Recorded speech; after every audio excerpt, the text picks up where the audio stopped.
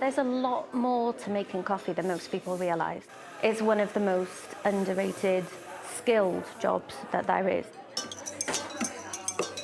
Every time you get your morning flat white or your cappuccino, and you've really, really enjoyed it, there's a lot of care and skill that's gone into making that cup of coffee.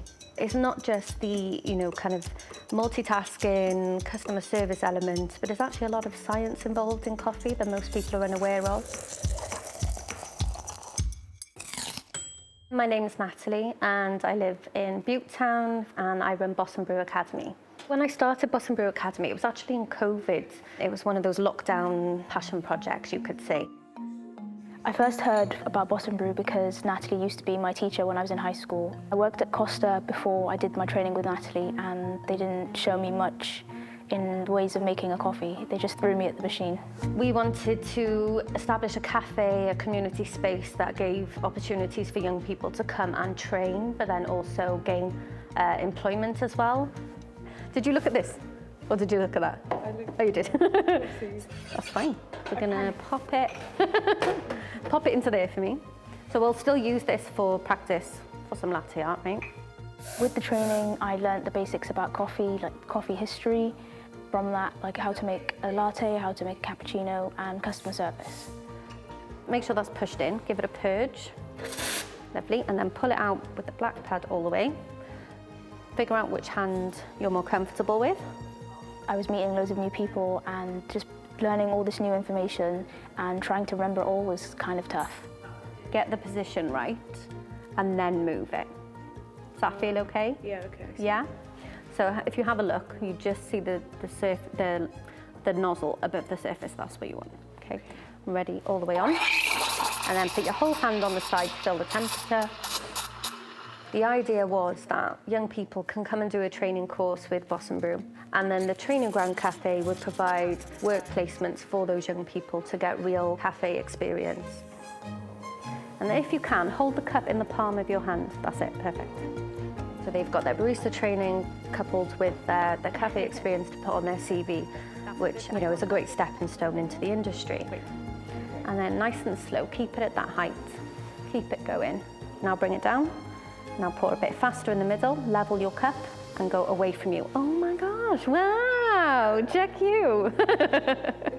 When we were building the concept for Boss and Brew, I wanted to make sure that it became a really accessible industry, regardless of background, but regardless of religion, ethnic background, socioeconomic background, to make sure it's an even playing field. And there's a lot of work to be done in that. I think the way that we try to address it is just by being a really welcoming, friendly environment that young people feel safe in and feel a part of. We hold ourselves back so much, usually because of confidence. And Boss and Brew, we really are all about confidence. It's our ethos. Coffee in one hand, confidence in the other. It definitely aided my confidence when it came to making coffee and serving customers, because when I understood better how to make the drinks, then it helped me, relate to the customers more. Having seen the kind of impact that it's had so far, it surpassed my expectations, which is an amazing feeling. I'm extremely grateful, but also now I'm like, whew, the job is bigger than I anticipated and there's more work to be done. But I'm happiest when I'm making coffee and I'm teaching others how to make coffees. One of the things that keeps me motivated is going to a coffee shop and seeing one of our Boss and Brew grads behind the bar. And that's like just such a lovely, surreal feeling, because seeing them go on to, use their new skills, use that new confidence to take their next steps. And it's just lovely to know I've played like a small part in helping them reach that goal. Since working with Boss and Brew, I've obviously still working coffee. It's been 3 years, and I've won the Welsh Cup Tasters Championship, which is a coffee tasting competition, and I've taken part in the SCA, which is the UK national version of that. The dream would be to have Boss and Brew cafes, more projects like the Training Ground Cafe, serving the community that we live in. We want to see our work here in 5 years' time and still growing and benefiting the young people in this community. What we love about this cafe is just the kind of culmination of community, culture, the people that come and use this space and make it their own. People are having conversations across tables with people they never actually came into the cafe with. We always describe this cafe as the weird and the wonderful, and it really truly is. I always say I can't come here to do any work because I will never get anything done, because you just end up talking to people all day long.